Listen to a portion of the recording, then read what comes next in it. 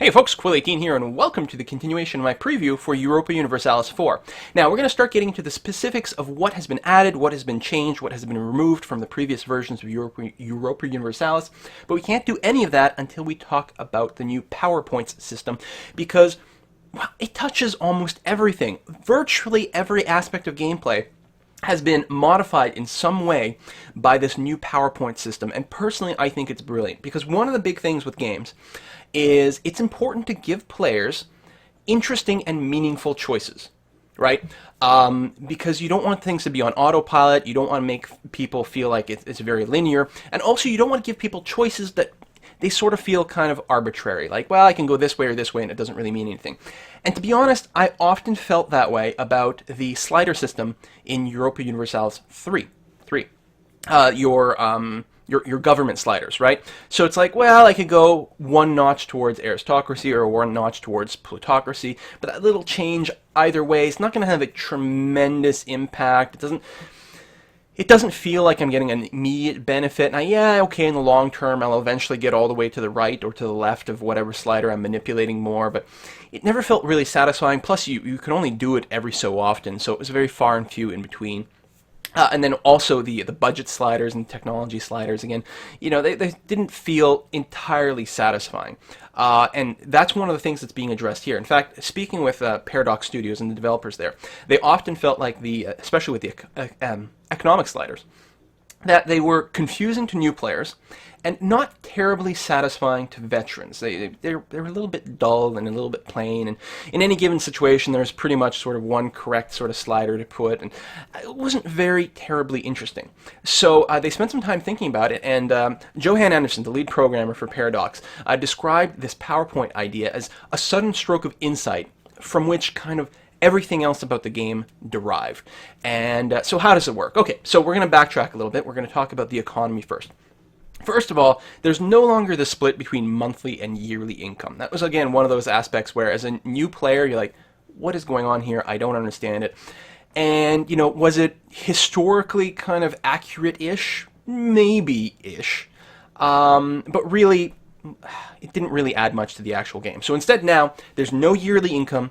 Everything is on a monthly level. You get a certain amount of monthly income from your taxes, trade, and production. From that, you deduct your various upkeeps, especially like military upkeep, for example, and whatever is left goes into your treasury. Boom, done. This is also disconnected from inflation, so there's no more of this minting slider, which is specifically probably the worst, most confusing part of EU3. This minting thing, gone entirely, right? So whatever surplus you have every month goes into your treasury. Now, especially early on in the game, but frankly throughout the entire game, there is going to be a need to take out loans. These loans are not quite as brutal as they were in EU3. They're a fair bit more manageable in terms of interest rates and other type of mechanics. So you will find yourself taking out loans, especially if you end up doing any early warfare, because at that point your sort of economic infrastructure is not really developed, so you will need to take out some loans. But loans is where your inflation comes from. So inflation is still a thing. Managing inflation is still a thing. It's just done through a slightly different mechanic than before, and I think a much more intuitive one. Again, I don't think it's any less complex. I just think it's tweaked. It's a little bit more it's a little easier to understand, and again, with having fewer of these sort of little finicky sliders to just fiddle with, each decision, each click feels more significant. You know, taking out a loan is a big thing to do. There are still a couple of sliders, mostly for your military maintenance, for example, which, you know, it's obviously still an important thing. Mostly in warfare, you're going to have it maxed. The big question is during peacetime, do you keep it up? You know, if you've got a lot of rebel problems, you might want to do that. If war is imminent, you might want to do that. If everything looks pretty peaceful, you might want to bring it all the way down, or there might be some sort of middle point that you're going to want to play with depending on the situation. So there's still a couple of sliders there, but they've mostly been done away with. Now the big question mark here is, well, what happens to technology? Because in EU3, those economic sliders also were based on investment into a technology. There's also investment into stability. So all these things have been replaced by this new PowerPoint system. So there's 3 points. There is administrative, diplomatic, and military PowerPoints. And they accumulate every month. Now, they have a base value. Again, I'm going to spit out some numbers here, but the game is still heavily in development. Some things may change. Also, I might have, my notes might be slightly wrong. So, you know, take all these numbers with a grain of salt. But I'm going to tell you what they are, just so you have kind of a general ballpark figure about what to expect. So, You have a base rating in all three of these categories of 3, so you generate 3 per month. On top of that, what your ruler's stats are. So your ruler has diplomacy, administrative, and a military sort of rating, and those get added to your monthly points. So if you have a ruler who's a 4 administrative, 2 diplomatic, and only a 1 in military, so add that to your 3s. So now we're producing 7, 5, and 4 points per month in each one of those 3 categories. In addition, there's a couple of different modifiers that can kick in and potentially give you points, but especially sort of take away points. Specifically with the military, your great generals will they have an upkeep based on military points. So they cost something there. So it leads to some decisions there about how many generals you want to keep around, and yeah, basically that. How many do you want to keep around? Also, just creating a general costs military power points. So that's the thing. These PowerPoint system, the big thing with these is there's a constant trade-off between something that's good now versus something that's good later. And you're having to make these interesting and meaningful choices all the time with how to spend your points. So, oh, that's the other way you can get points. Your advisors. You have 3 advisor slots: administrative, diplomatic, and military. And the advisors, in addition to having some bonus, just like they always do, like reduced stability cost, or cheaper technologies, or maybe +1 to morale, or 10% more global trade power. In addition to that, like they've always have, the advisors also have a level from 1 to 3. And that level gets added to your monthly point allocation. Now, the level 1 advisors are pretty cheap, and the bonus they give, that sort of plus 10% global trade power, for example, is the same. A level 1 guy and a level 3 guy will have that same bonus. So what you're doing is, so you can get a bunch of level 1 guys, you can get all those bonuses perfectly fine, but you might want to invest in a higher level person if you really want to get a certain type of power points. But the cost goes up ridiculously much. It's going from a level 1 to a level 2 is a pretty big jump, and then going to a level 3 is very expensive to hire, but also the monthly maintenance is much, much more. We're talking about going from like 1 gold a month to something like 12 or 15 gold a month. That is a huge amount of money to spend. So generally speaking, you will not have a stable full of level 3 advisors. In fact, when my financial situation has been quite poor, sometimes I've gone without some advisors altogether. But what will happen is if you're focusing on something specific that you need right now, or a year or 2 from now, then you might get a level 3 advisor at that point to really add the points. And I mean, it is pretty substantial. I mean, you're talking about adding 10 to 20% more power points every month with these higher ranked guys. Okay, so what do you spend this on? Well, the big thing is the technology, right? That represents the sort of long-term investment in these PowerPoints. So the way you get a technology is when you get up to a certain amount of PowerPoints stored up, and you have a cap. The cap is somewhere around 1,000. It depends on a few factors in terms of your nation size and this and that. Now, I've never hit the cap. I'm always spending these bad boys, so it's never been an issue. But I could see a few maybe game-ish kind of edge cases that you might end up stockpiling these, but it's pretty uncommon. Generally speaking, you're going to hit around 400 PowerPoints, and that will be enough to unlock the next level of your technology. There are many modifiers involved. In fact, there was at a point where my next technology was going to cost maybe like 900 PowerPoints, which is a ridiculous amount, just because of a couple of modifiers I had going on.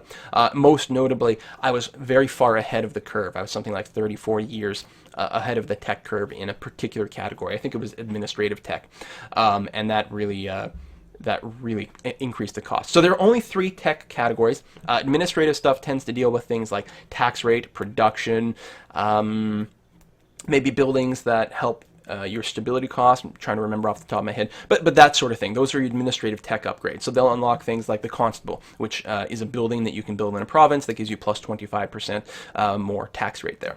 The diplomatic techs tend to deal very, very heavily with trade, actually. If you're looking for increased trade range, increased trade power, buildings that increase those things like trading posts and docks, diplomatic technologies are the way to go. They also obviously tie in somewhat to actual diplomacy. And we're going to talk about the diplomatic mechanics a little bit more further on. And then finally, there's the military category, which will unlock certainly new unit types, including upgrades to infantry, cavalry, unlock artillery, and also upgrade your ships. But they also just give you static upgrades, like just across the board, +1 morale, that sort of thing. So those are the technologies, and they're pretty awesome. And they tend to represent the high high-end price that you're going to want to save up for. But then there's all these little things that you can spend points on all the time. For example, building a building costs, so something like the Constable costs 50 gold, but also costs you 5 administrative power points. Now, 5's not too much, but it adds up here and there. Administrative powers is very, very important for many people, including militaristic people, because that's how you create cores now.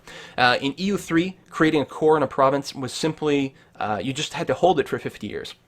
That's gone now. Instead, what happens is once you've got one of these provinces, you can spend administrative power to start the process of creating a core. And now we're talking about, a handful of years, a couple of years to actually form the core.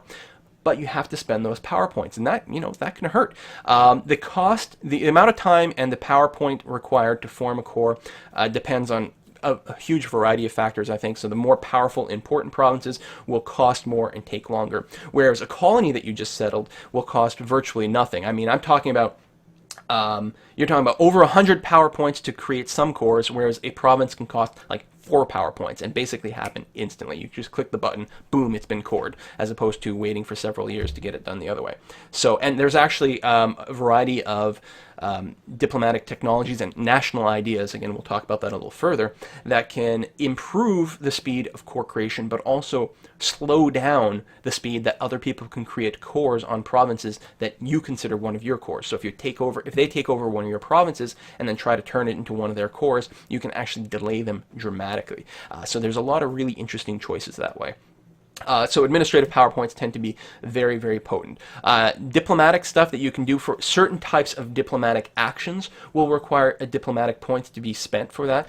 In particular, when you do a war, and we're going to talk about war and military in much greater extent later on, but when you fought a war, and let's say you've won this war, you've done very well in the war. You've accumulated a great war score. You have occupied many provinces. Now you want to peace out. And so you originally did it because you had a claim on a specific province. Well, just requesting that particular province in the peace deal will generally just, no diplomatic cost whatsoever. But if you want to add additional provinces to that peace deal, in addition to your standard requiring war score, building up a certain amount of aggression, which we will talk about later, they can also require diplomatic points. In fact, I think in one of my larger peace deals, I needed something like at least maybe 100 diplomatic PowerPoints, if not more. It might have been like 200 or 300 to get all the provinces that I could have claimed, just because it was such a huge chunk of land. I may be misremembering, so don't quote me on that exactly, but there was one war in particular where I had to settle with far fewer provinces than I thought I could have taken, because I had mistakenly just spent all my diplomatic PowerPoints on a technology, and I had virtually no PowerPoints left, so I couldn't negotiate this big complex peace deal where I'd gain all these provinces. So again, interesting and meaningful decisions that you constantly have to make, and that's where sort of saving some of these points really comes into play. And you may not want to spend them because you're trying to hold on to some points because of some other action you're planning on doing. So that is diplomatic PowerPoints, and then military PowerPoints. Again, in addition to the technology, there's the ability to invoke harsh treatment on a province, which lowers the rebellion chance in that province for a year. That costs, maybe 5 military PowerPoints. You can also, there's a certain thing you can unlock to force march your units, and it gives them about a 50% speed increase when moving from province to province, which is pretty notable. It lets you escape, it lets you surround, it lets you catch people who are running away. Very, very powerful tool. Well, you toggle it on, and while that's on, your units cost 1 military PowerPoint per province while doing the forced march. What was the other big thing? Oh, when doing colonizing, and again, we'll talk about colonizing in a follow-up video, but when you are colonizing a province that's got hostile natives, you can drop an army on it and then spend some amount of military power points. And again, this depends greatly on the aggressiveness and size of the native population. I think I've spent between 30 and 90 military power points to cause your army to attack the natives and purge the province. Ethically questionable, but effective. And so I think that mostly brings us to the end of the PowerPoint. So there's this constant sort of balance about whether you want to spend it for a benefit now or whether you want to save it to unlock a technology or, again, a national idea later on. We'll talk about national ideas in a follow-up video. And it leads to these really, really interesting decisions. Everyone pretty much wants the administrative power. That's one of the highest priority ones to pick up as often as possible, because if you're playing anyone militaristic, you need to be able to form those cores. Spending administrative power is also how you boost stability. There's no more investment. If you have, and it's quite expensive. You're talking about somewhere around the 100 PowerPoint range, you can click the button to give yourself the +1 stability. Now, it happens instantly, but of course you've just spent the last 2 years saving up enough PowerPoints to be able to do that. So it feels very satisfying to hit those buttons and get something right away, as opposed to putting a slider and then waiting. But you know, when you click that button, it means that you are going to be delaying your next technology, for example. So constant trade-offs, constant interesting decisions, and I think it's a really good feature to the game. So the PowerPoints will come up more as we continue to talk about different facets of the game, because every facet of the game is influenced by these things. So, but they're pretty fun. I think they're a great idea. See you next time, folks. Bye-bye.